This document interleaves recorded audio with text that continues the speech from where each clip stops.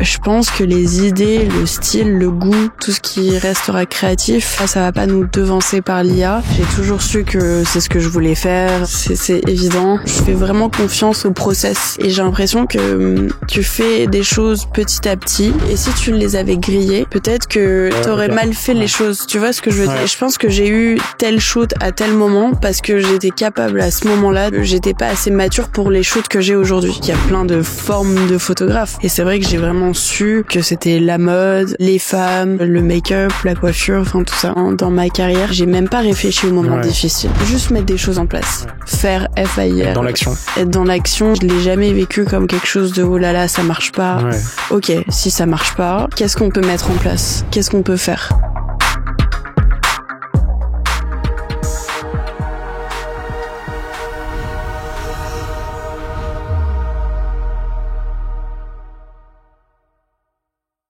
Bonjour à toutes et à tous, bienvenue sur Serial Entrepreneur, le podcast des entrepreneurs. Aujourd'hui, je suis très heureux de recevoir Kenza Lebas. Salut Kenza, comment tu vas? Hello, ça va super bien, merci. Et toi? Ça va super, je suis très content de te recevoir sur Serial. Bienvenue sur le podcast. On va parler de ton parcours. Pour te présenter rapidement, tu es photographe de mode et directrice artistique. C'est ça. Je crois qu'on a le même âge, t'es de 96. Ouais, ok. Une très belle année. On se rapproche de la trentaine. on essaye de pas le voir. T'as travaillé pour des grandes marques comme Lacoste, Yves Saint Laurent ou encore Jean-Paul Gaultier. T'as aussi fait des unes pour des magazines comme Forbes, Oniric ou encore Elle, notamment la une de Forbes avec Caroline Receveur. Ce qui est assez drôle, c'est qu'on avait reçu Dominique Busseau de Forbes il y a quelques années et dans le podcast, on parle de cette une justement. Donc c'est assez marrant, tu vois, qu'on se retrouve aujourd'hui à discuter de ton parcours. Mais ma première question, elle va concerner le tout début de ton parcours. Je sais que t'as grandi à Bali. Enfin, t'es né à Avignon et t'es parti à Bali vers l'âge de 4-5 ans. Et t'as grandi à Bali jusqu'à tes 16-17 ans. Ouais. À quel point ça t'a impacté justement de grandir à Bali avec la culture, le mood un peu justement de Bali? Je pense que de vivre à Bali pendant des années, ça te permet d'être peut-être un peu plus zen, un peu plus. J'ai grandi avec le soleil et à mon avis, ça a eu un impact sur mon inspiration, sur les photos que je faisais. Enfin, que ça soit solaire, qu'il y ait de la vie. Donc ouais, Bali a été assez important pour moi pour débuter ma carrière et il y a eu un vrai impact sur mes photos, je pense. Construire aussi ton état d'esprit. Ouais, mon état d'esprit, de rester zen un peu en toutes circonstances. Et je pense qu'il y a une ouverture aussi aux autres, aux gens. Ouais, on se sent plus, on fait confiance aussi. Ouais. Les gens à Bali sont très très cool. Il y a pas trop de problèmes. Et du coup, tu as commencé la photo hyper jeune, à 13 ans. Comment c'est arrivé cette passion pour la photo? On va dire que j'ai commencé à acheter avec mes économies un petit appareil photo. Je commençais à prendre ma sœur en photo, les copines de ma sœur. Je faisais des déguisements. Après, j'ai toujours été enfin, j'ai toujours apprécié l'art et j'ai été dans une famille d'artistes où ma mère fabriquait ses bijoux, mon père fabrique des maisons, donc on baignait un petit peu autour de ça. Un écosystème entrepreneur aussi, du coup. Ouais. Où, sans le conceptualiser, parce que le mot entrepreneur, tu le captes pas à cet âge-là, je pense. Ouais. Mais c'est vrai qu'on avait cet aspect très business dans la famille. Je commençais un petit peu à faire des photos avec ma sœur, etc. Et à prétendre que c'était des magazines déjà dès 13-14 ans. Et ensuite, j'ai commencé à avoir des petits clients à Bali qui me proposaient un peu d'argent pour que je fasse des campagnes de maillots de bain, etc. Donc ça a commencé petit à petit. Et j'étais pas très scolaire parce que j'étais toujours dans mes pensées de mon prochain shoot et contacter telle et telle personne et j'arrêtais des filles dans la rue pour essayer de les prendre en photo et de déjà très tôt d'organiser mes propres shoots et de produire mes propres shoots. Et après, j'étais à Bali et ça m'a permis d'avoir plus de liberté parce que à Bali, tout est plus simple pour organiser les choses plutôt que si j'avais grandi en Europe où les choses sont peut-être un peu plus chères, les gens te font peut-être un peu moins confiance ou d'où le jeune âge. Ouais, ça a pas été un frein justement au début d'être jeune? À Bali, non. Mais c'est vrai que quand je suis arrivée en Europe, quand t'as 18, 19, vraiment les gens te regardent comme un ovni et se disent mais enfin, Ouais, qu'est-ce que tu fais là, quoi? ouais, ouais. Ok. Est-ce que tu te souviens de la première photo où tu t'es dit c'est ça que je veux faire?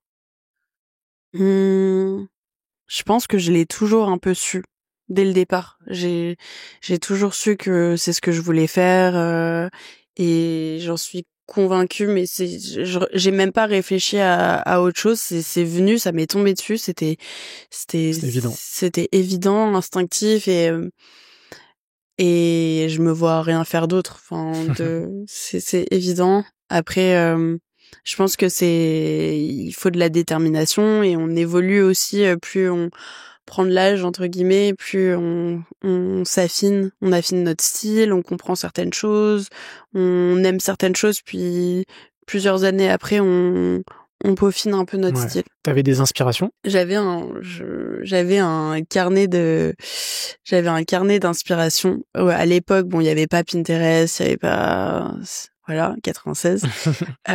Et je découpais des trucs dans les magazines, je collais, je faisais mes propres moodboards. Et en fait, en cours, quand j'étais à l'école, j'étais éparpillée un peu parce que je faisais mes moodboards, mais dès 13, 14, 15 ans. Donc, j'étais vraiment focus sur les choses. C'était quoi tes moodboards? Tu découpais des magazines? Ouais, j'allais dire, ok, je veux une fille, une mannequin sur une moto. Donc, j'essayais de chercher la moto. J'aimerais une mannequin proche d'un volcan. Donc, je mettais tout en œuvre. Donc, direct, je faisais un peu de la production. Chose que je fais aussi beaucoup maintenant. Donc ça m'a mis un peu en jambe vu que j'avais que ces moyens-là, c'était de m'organiser mes propres shoots.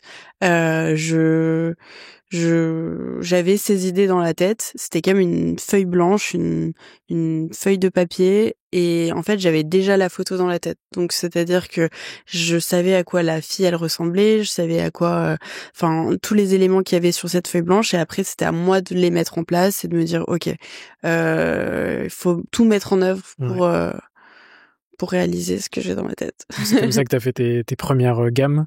Ouais. T'es resté à Bali jusqu'à 16-17 ans, avant de partir quelques mois à Londres. Comment ça s'est passé le switch Bali-Londres? Parce que deux villes totalement différentes. C'est ça. C'était pas évident. Là, pour le coup, j'ai eu un vrai revers de bâton de l'âge, du fait que, en fait, c'est compliqué, et on m'a pas donné les clés et les armes pour me dire, OK, si tu veux être photographe, il faut que tu fasses telle et telle et telle et telle chose. Et je sais même pas si encore aujourd'hui on nous dit comment il faut faire. OK, on fait une école et puis après quoi? Qu'est-ce qui se passe? Comment on fait pour s'en sortir? Et c'est vrai que moi, j'étais tête baissée dans mon truc, j'ai pas trop réfléchi aux conséquences que ça pouvait ou pas. Vraiment, j'étais focus. Mais Londres, c'était compliqué parce que personne m'attendait, que j'étais très jeune. J'essayais de faire des petits tests shoots, c'est ce qu'on appelle des tests un peu non rémunérés pour me faire un peu quelques photos, des contacts, mais c'était ouais très compliqué.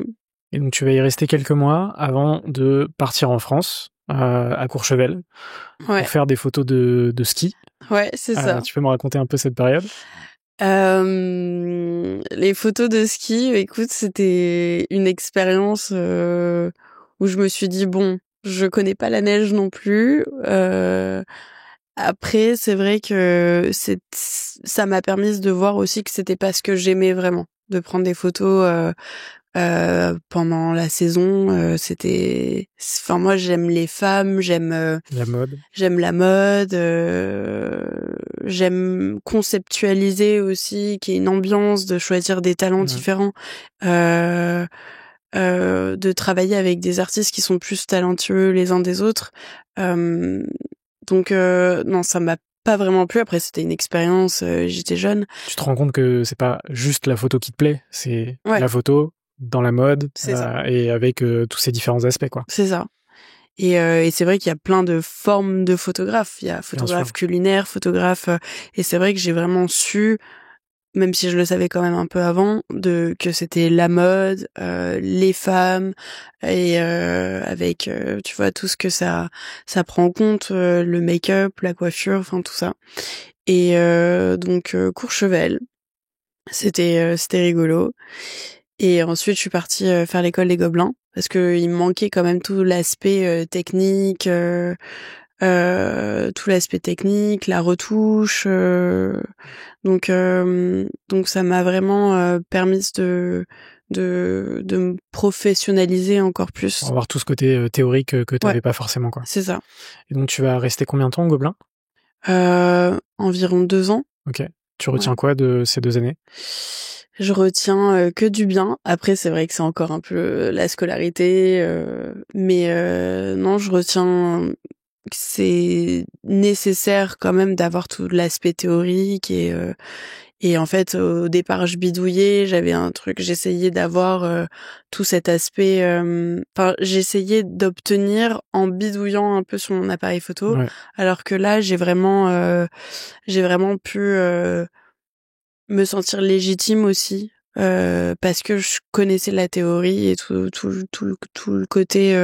Tout ce côté théorique, enfin, et peut-être ce côté diplôme aussi? Oui et non, parce que il y a aucun de mes clients aujourd'hui qui me demande, du coup, avant qu'on t'embauche ou avant qu'on fasse ce shoot ensemble, montre-nous ton diplôme. C'est pour ça, mais c'est pour ça que quand tu dis légitimité, c'était peut-être intérieur. Voilà. Je pense que c'était plus quelque chose de personnel. Bien sûr. Et qu'avant je bidouillais, j'étais toujours un peu en stress qu'on me demande telle référence ou de produire cette lumière là, alors qu'en fait j'étais en stress et ça m'a permis de vraiment me sentir mais donc c'était plus personnel. Pour te rassurer toi. Ouais. Puisque évidemment aujourd'hui et apprendre. Ouais.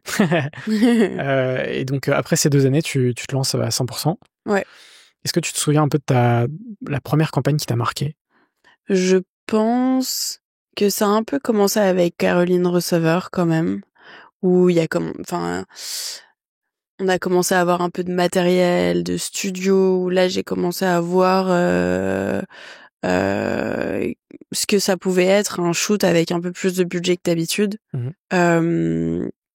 Avec c'était pour Clinique. Ouais, c'était pour Clinique. Où on faisait là il y avait du budget pour ramener du matos et ouais. Comment est-ce que tu saisis cette opportunité? Est-ce que tu t'en rappelles?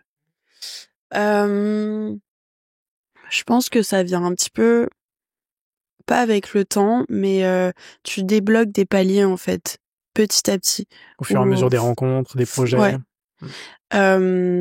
Tu fais un projet qui va attirer telle personne, tu fais une seconde rencontre et puis il faut petit à petit, ça va prendre du temps. C'est pas un sprint, c'est vraiment c'est plus un marathon. Ouais. Et faut rester persévérant et il faut pas baisser les bras parce que au bout d'1 an ça marche pas ou parce que 1 an t'as pas atteint tes objectifs et avoir de la patience aussi. Ouais. Parce que on peut peut-être avoir aussi ce truc d'impatience quand on débute entre guillemets, de se dire je veux direct aller à l'étape d'après, alors qu'en fait tu peux pas griller les étapes pour level up au fur et à mesure entre c'est ça. Et puis même si tu les grillais, peut-être que j'ai l'impression que, enfin, je fais vraiment confiance au process aussi, et j'ai l'impression que tu fais des choses petit à petit et que, comment dire, tu fais des choses petit à petit, et si tu les avais grillées, peut-être que t'aurais mal fait les choses. Tu vois ce que je veux dire? Je pense que j'ai eu tel shoot à tel moment parce que j'étais capable à ce moment-là j'étais pas assez mature pour les shoots que j'ai aujourd'hui. Tu vois ce que je veux dire? Ouais, ok. En fait, c'est tous ces shoots qui t'ont fait grandir et qui font ce que t'es aujourd'hui, quoi. Ouais. Ouais, j'ai un peu grandi avec mes shoots. Ouais, Ouais, c'est c'est drôle.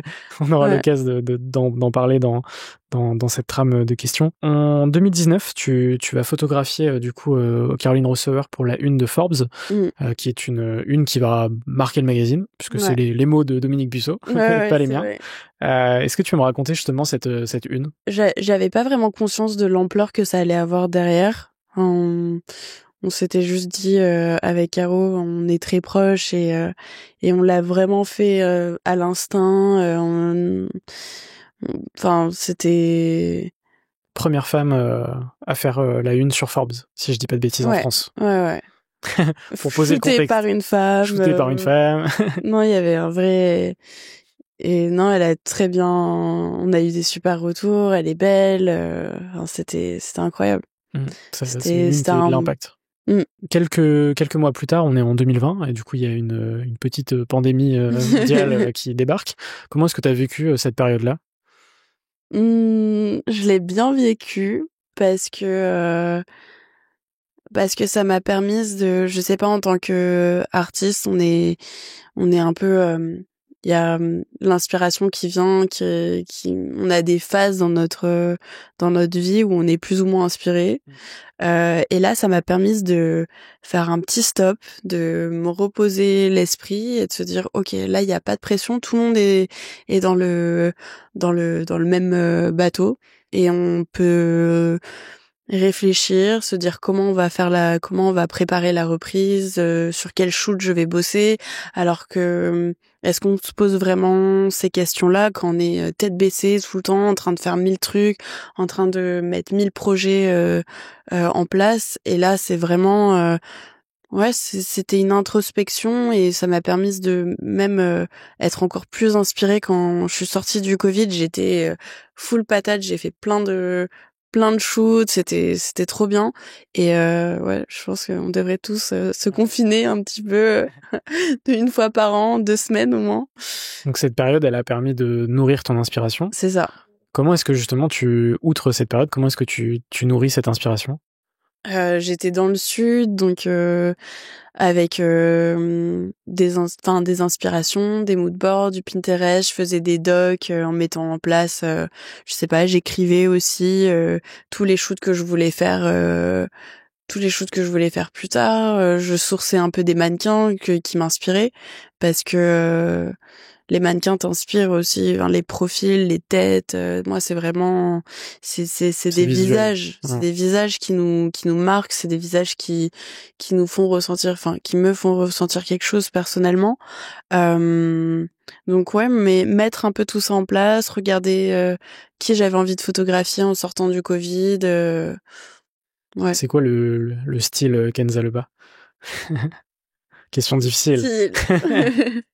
C'est difficile d'y répondre. Le style Kenza Leba, déjà, c'est très féminin. Peut-être il y en a qui diront il y a du grand angle un petit peu dynamique. Peut-être un côté un peu métallique que j'aime beaucoup. Futuriste, un peu sci-fi. J'aime bien travailler justement un peu...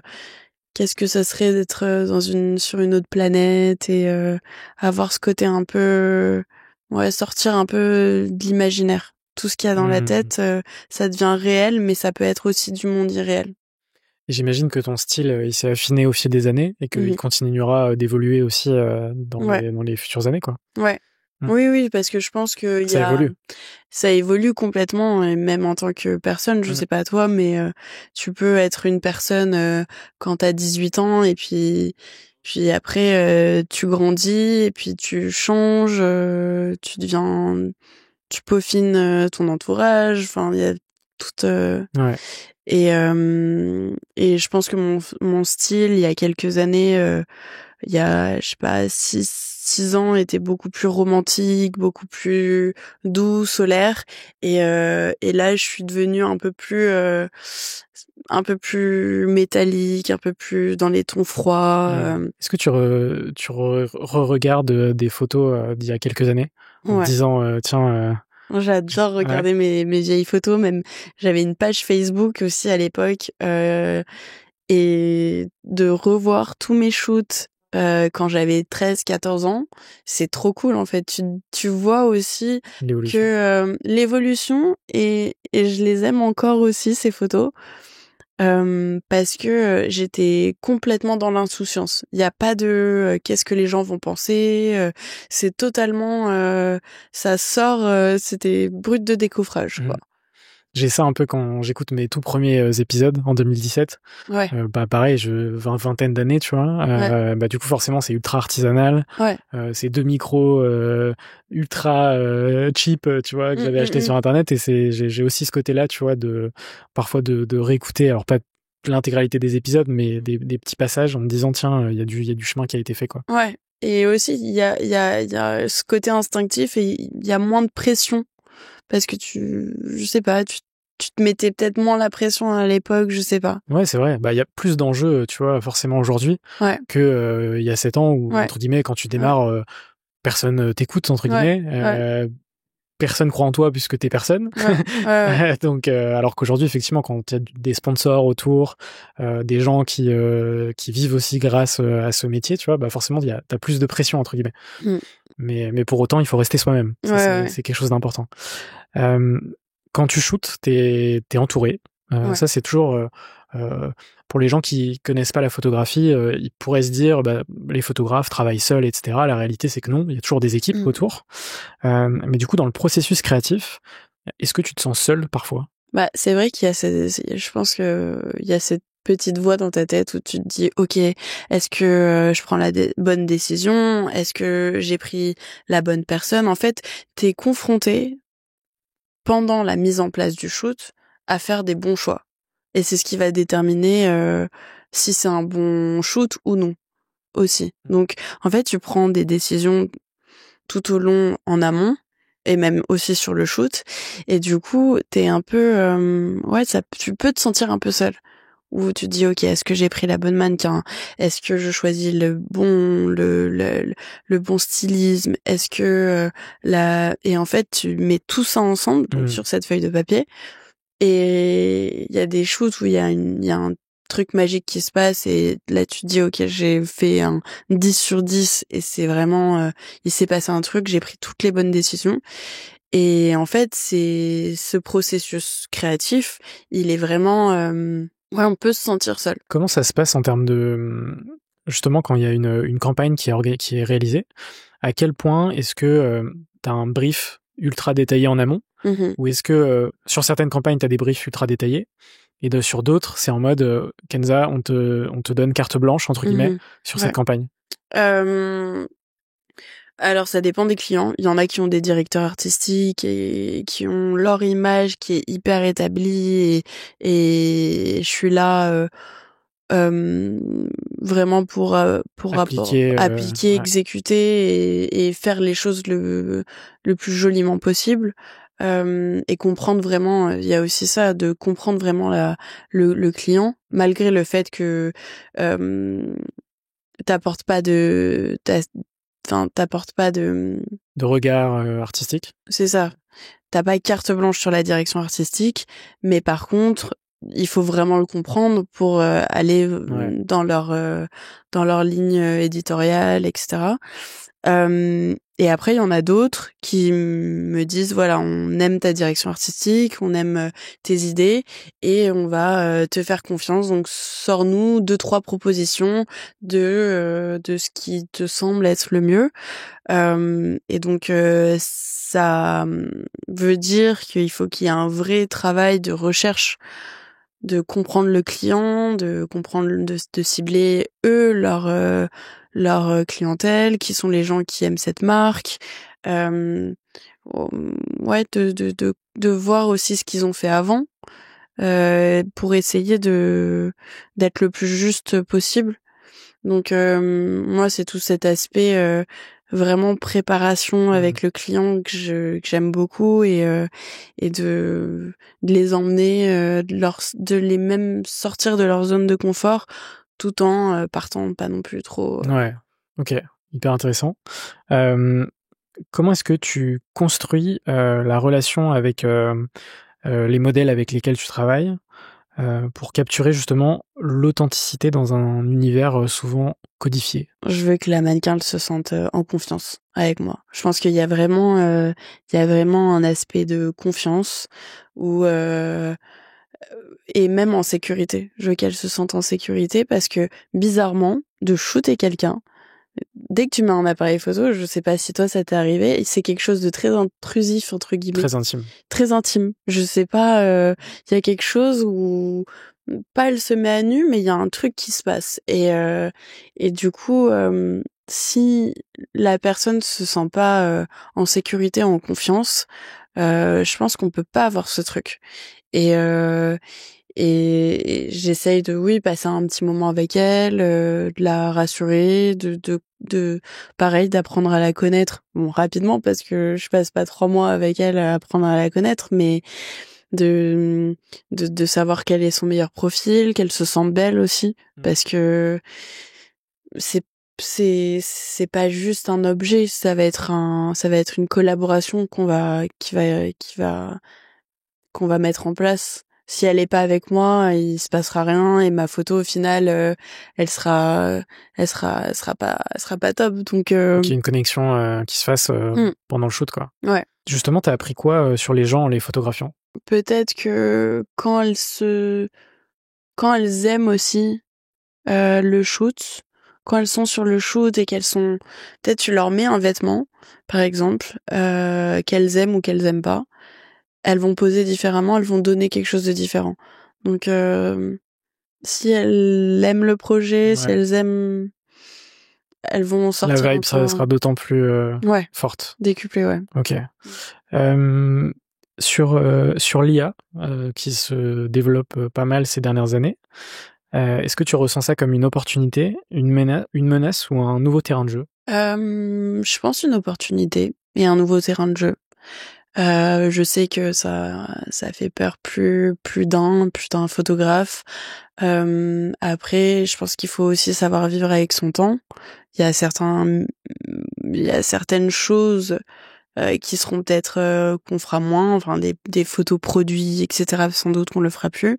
Mais je pense que ça sera, enfin j'en ai beaucoup discuté même avec une photographe pour savoir un peu ce qu'elle en pensait et je pense que les idées, le style, le goût, tout ce qui restera créatif, ça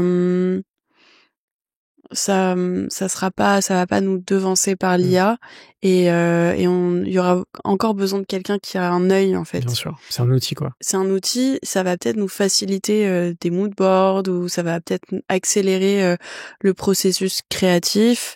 Mais non, je pense que et puis peut-être qu'il y aura moins de shoots, mais les marques qui conservera les shoots ou qui shooteront, ça sera plus du made in France, quoi. Non, je pense qu'il faut vivre avec son temps et pas avoir peur de ce qui va se passer. Oui, et puis ce sera un outil complémentaire. Enfin, c'est déjà le cas justement sur ces métiers, quoi, et sur tous les métiers d'ailleurs. Ouais. Pour préparer ce podcast, je suis allé voir un maximum de tes photos. De tes campagnes. Il y en a une qui m'a vraiment marqué d'un point de vue visuel. C'est une campagne que tu as réalisée l'année dernière pour le magazine de mode suisse Sean. Ouais, exact. Trop bien. Avec Léna Mafouf. Ouais. Est-ce que tu veux me parler de cette campagne? Ouais, trop cool. Je suis contente que ça te plaise. Ça a été vraiment du travail. On a vraiment bossé très très dur pour la mettre en place. Et je suis hyper contente de l'évoquer dans ce podcast. En gros, j'avais cette idée de sortir vraiment Léna de pas sa zone de confort parce que elle adore déjà, enfin, elle aime beaucoup tester des nouvelles choses, etc. Et je me suis dit bon, comment on peut faire pour, qu'est-ce qu'on peut faire plutôt pour, qu'est-ce que Léna n'a pas encore fait? Quelle coiffure, quel machin, qu'est-ce qu'on peut faire? Et moi qui suis très sensible à tout ce qui est un peu déjà futuriste, science-fiction, j'étais là en mode ok, on va mettre tout ça en place. Donc on a trouvé des sponsors, donc il a fallu vraiment budgétiser tout le shoot, trouver des sponsors qui nous suivent parce que c'est pas non plus toutes les marques, ça correspond pas. La DA ne correspond pas à toutes les marques et j'avais vraiment ce truc en tête avec robotiser Léna.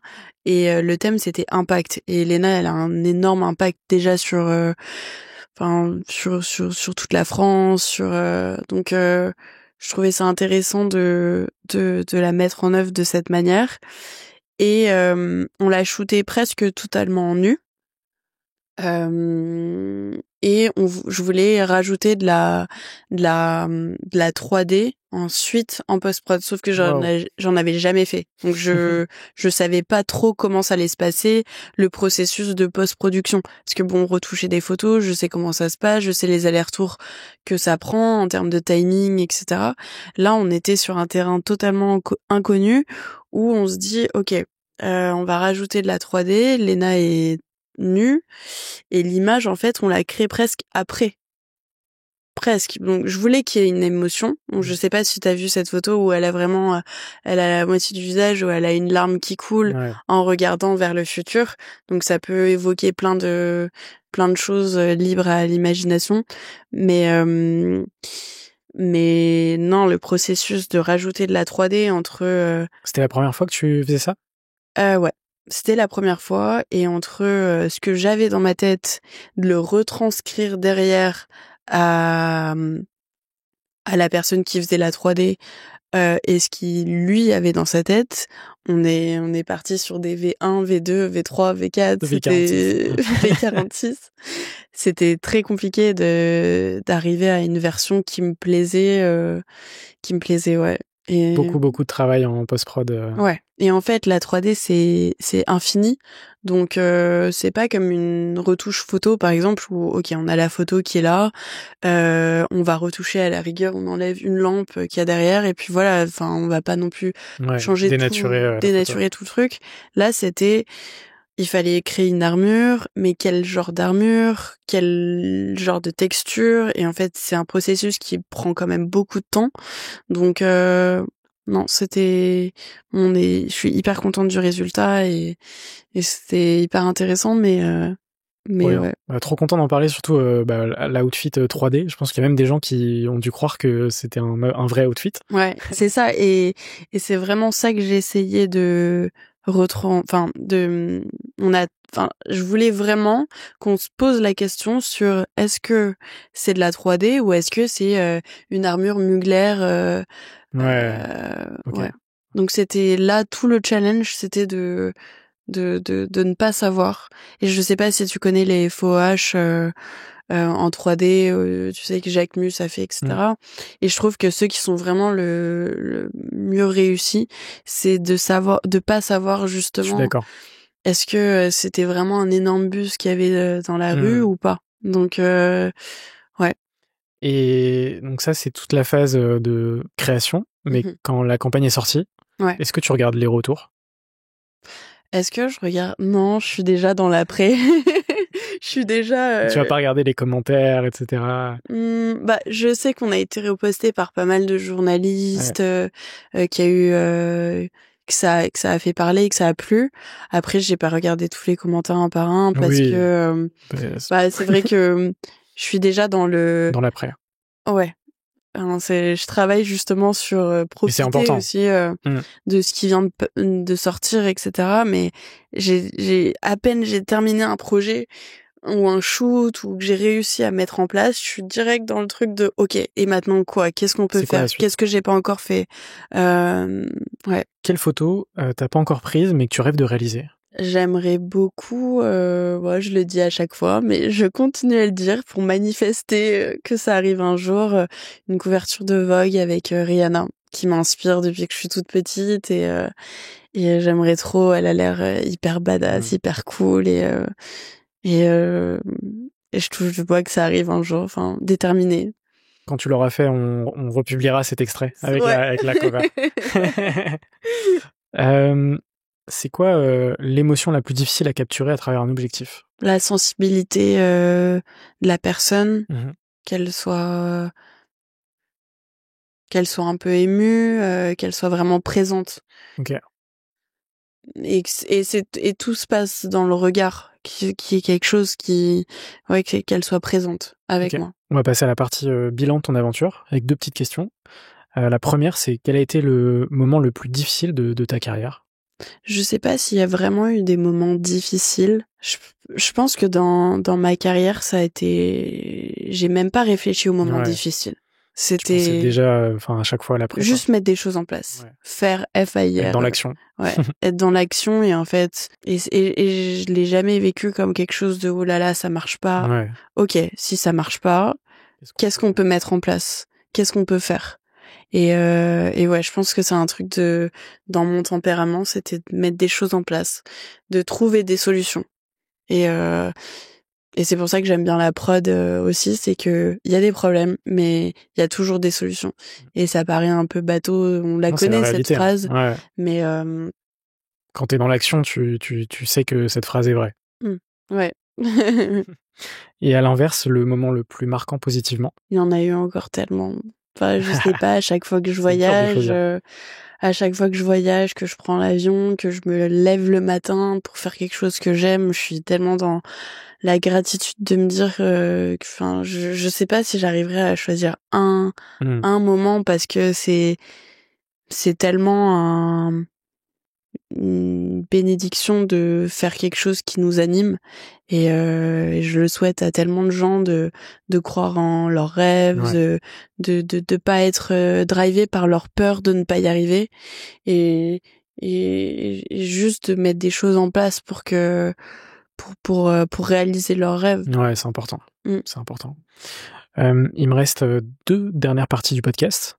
Celle qu'on va faire maintenant, c'est sur les rencontres, le mindset et l'entrepreneuriat, avec quelques petites questions que je pose sur chacun de mes épisodes. C'est quoi le plus important selon toi dans le fait d'entreprendre? Je pense qu'il y a 3 choses. Il y a l'entourage, d'être en confiance avec ses équipes. Moi, j'aime bien travailler en osmose. Les gens avec qui je travaille, qu'on soit sur la même longueur d'onde, qu'on s'écoute. Donc, je pense, l'entourage,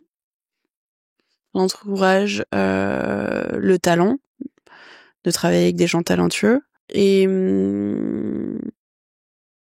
pas être dans l'ego. Ouais. Ça, c'est important. Est-ce que tu as une routine ou un rituel créatif avant un shoot? Non, café, je fais un tour aussi des équipes. Non, quand j'arrive sur un shoot, je vais faire un petit tour, je vais un peu parler avec le maquilleur, avec la coiffeuse, avec la mannequin. Je fais un petit tour pour que tout se mette en place et que ça soit un peu que le puzzle en fait, que le dessin se fasse. Donc ouais. Comment est-ce que ton entourage vit ton aventure? Super bien. Non, j'ai des bons amis qui me soutiennent et qui ont toujours été que ça soit ma famille qui a toujours cru en moi et qui m'ont dit OK, tu vas arrêter l'école, vas-y, fais vite ta passion. Donc j'ai pas eu à lutter à dire à mes parents mais non, au contraire, ils m'ont vraiment poussé à me dire OK, t'es pas scolaire, t'as envie de faire ta photo, vas-y, plutôt que d'être dans la lutte et de me dire OK, tu dois suivre un autre parcours. Donc on fait confiance et c'est hyper important, quoi. Ouais, je pense. Non, et puis des amis qui sont dans le soutien, qui ont toujours été là. Ouais. OK. Est-ce que tu peux nous parler d'un échec ou d'un shooting qui s'est pas passé comme prévu et de ce que ça t'a appris? Ah ouais, OK. OK, j'en ai un qui était il y a quelques années de ça déjà et je pense que chaque shoot t'apprend comment mieux gérer derrière. Mais je sais pas, la boîte de production ne m'avait pas vraiment donné d'infos. Ils m'ont juste dit OK, tel shoot à telle heure. Moi, j'avais pas posé plus de questions que ça. Et en fait, j'étais arrivée sur le shoot, il y avait ni matériel lumière, ni assistant, il faisait hyper sombre. Et en fait, je suis arrivée là et le résultat des images était sombre. Enfin, c'était un peu catastrophique. Et en fait, ça m'a appris qu'en fait, la communication est hyper importante dans ces moments-là. Faut prendre tous les aspects en jeu, du lieu, du nombre de vêtements à prendre en photo, de qui sera présent, voilà, pour éviter ce genre de circonstances. OK. Donc ça m'a un peu appris, je pense que ouais, ça a été un peu l'école de la vie aussi, d'être sur le set et ça t'apprends sur le tas aussi. Que des choses que t'apprends pas forcément à l'école ou... Ouais, c'est clair. De toute façon, l'apprentissage, il se fait au fur et à mesure. Ouais. Hein. Enfin, en vrai, et dernière question sur cette partie, c'est la question du conseil. Mais pour le coup, ce serait quoi ton conseil à une jeune femme qui se lancerait dans la photo aujourd'hui? De prendre le temps de se trouver déjà, de prendre le temps de se trouver, de savoir ce qu'elle aime, dans quelle voie elle a envie de se lancer, et ensuite une fois qu'elle a trouvé ce qu'elle aime, parce que quand on fait les choses avec amour, je le dis encore et encore, c'est là où on voit qu'il y a quelque chose qui se passe, et une fois qu'elle a trouvé quelque chose qu'elle aime, son créneau, elle y va, elle fonce, elle lâche rien. Elle y va, elle fonce, elle lâche rien. Et si ça marche pas au bout de 2 mois, 3 mois, 1 an, bah on met des choses en place et on continue à y croire. Et puis je suis sûre que tout travail paye aussi. Ouais, ok. On passe à la dernière partie du podcast avec des petites questions rapides. Évidemment, à chaque fois, t'as le temps d'y répondre. La première, c'est qu'est-ce que tu fais pour aller mieux? Pour aller mieux. Quand ça va pas. Je saute en parachute. Ok, excellent. Non, bon, je fais du parachute Trop bien. hors photo, hors shoot dans ma vie perso. Après, j'ai l'impression, et c'est un peu aussi ma thérapie, shoot thérapie. Et ça, c'est que quand je suis en train de shooter, peu importe ce qui peut m'arriver dans ma vie perso, j'oublie tout. C'est vraiment une thérapie où je suis focus dans ce que je fais. Je suis là et c'est un peu ouais, je pense que je shoot, mais en tout cas quand j'organise mes shoots, que ça soit pour un client ou pas de client, ça me fait aller mieux, ouais. C'est quoi ton plus grand rêve? Mon plus grand rêve, je pense juste de continuer sur cette voie-là. Ouais, d'avoir une longue et belle carrière. Ouais, de mourir en étant sur un shoot quand je serai vieille.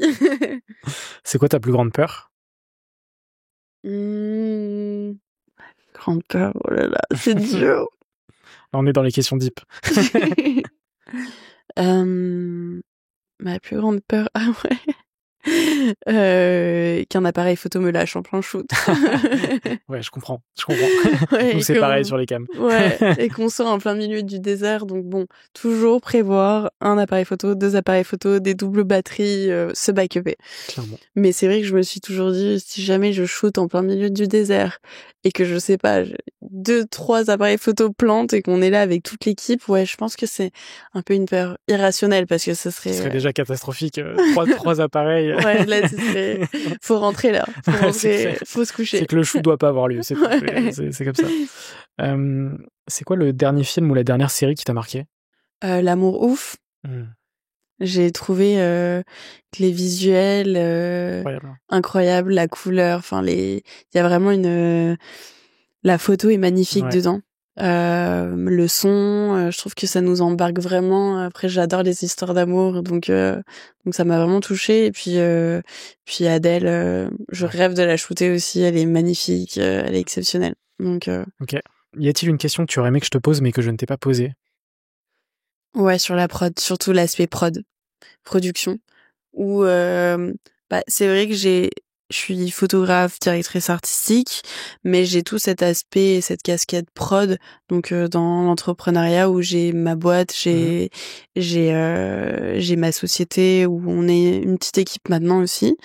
Et avant, j'étais photographe et directrice artistique, et maintenant j'ai vraiment cette casquette productrice où je produis mes propres shoots. Donc c'est-à-dire que les clients vont arriver en me disant que ils ont tel shoot par an ou ils ont telle campagne à réaliser, et je mets tout en place, que ça soit donc c'est vraiment le côté beaucoup plus business qu'avant. Gestion de projet ou anticipation, management des équipes. Tu fais ça depuis combien de temps? Je pense que ça c'est un petit peu... J'en ai toujours fait, entre guillemets, pas malgré moi parce que je kiffais le faire,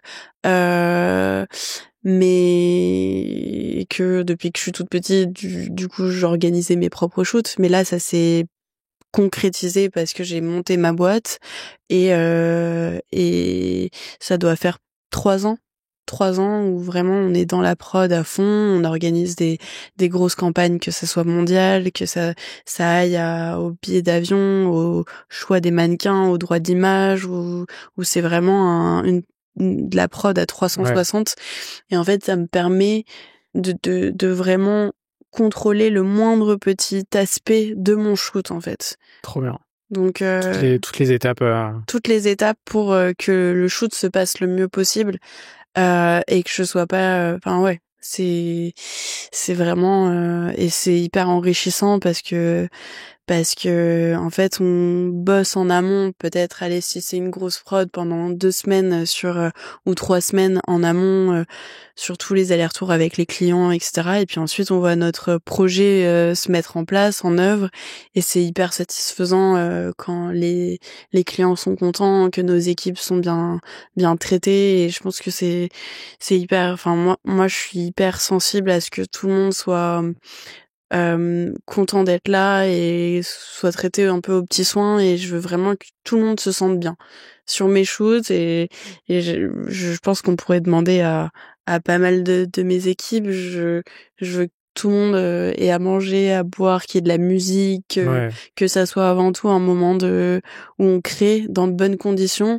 et on n'est pas là pour être sur des guerres d'ego, ou on est juste là pour faire des belles images et faire les choses avec passion, avec le cœur. Donc voilà tout l'aspect un peu production. Bravo, parce que c'est une belle étape, même si c'était il y a 3 ans. Ouais. Je sais aussi que tu avais un projet d'expo. Ouais, exact. Alors, ça en est où? Pareil, l'inspiration, elle vient, elle repart, et j'ai trouvé ma trame d'expo. Donc c'est vrai que ça a été déjà un long processus de trouver déjà sur quoi on a envie qu'est-ce qui nous anime pour faire une expo. Là, je l'ai trouvée, elle est presque prête. C'est vrai que j'en ai parlé dans le Forbes que ce serait en 2025. Donc après voilà, j'ai pas envie d'aller à l'encontre de faire juste pour faut prendre le temps. Faut prendre le temps pour faire des belles choses aussi, plutôt que se dire vas-y, je l'ai dit que je le ferai en 2025, donc il faut que je le fasse même si j'ai pas l'inspi qui me vient. Là, je pense que j'ai fait peut-être la moitié des visuels qui seront présentés à l'expo, mais je pense que je prendrai aussi le temps nécessaire où je me sente vraiment bien, de me dire ok, là je peux faire cette exposition, je me sens prête et j'ai tous les visuels que je veux. Donc 2025-2026. On donne pas de date. Voilà, on donne pas de date. Trop bien. Trop hâte de voir ça. Oui, tu seras invité. Avec grand plaisir que je viendrai. Et la dernière question que je pose sur la totalité de mes épisodes, c'est quoi pour toi une ou un entrepreneur? Quelqu'un qui entreprend, qui fait les choses, qui va jusqu'au bout de ses idées, qui n'a pas peur, qui se limite pas à ses pensées limitantes, et qui met les choses en place et qui va montrer au monde ce qu'il sait faire. Ouais, c'est un peu ce que t'as fait. Ce seront les mots de la fin. Merci beaucoup, Kenza. J'espère que ça t'a plu. Merci. Ouais, c'était trop cool de papoter avec toi. Ouais, franchement, j'ai beaucoup kiffé. J'espère que toi aussi qui nous as regardé et écouté, ça t'a plu aussi. On mettra tous tes liens en description. Allez voir son travail parce que c'est vraiment canon. Qu'est-ce qu'on peut te souhaiter pour la suite? Encore plein de beaux projets, de beaux shoots et d'osmose avec les équipes, avec mes équipes que j'aime beaucoup. Ok, écoute, on te le souhaite. Merci beaucoup, Kenza. Merci. Salut.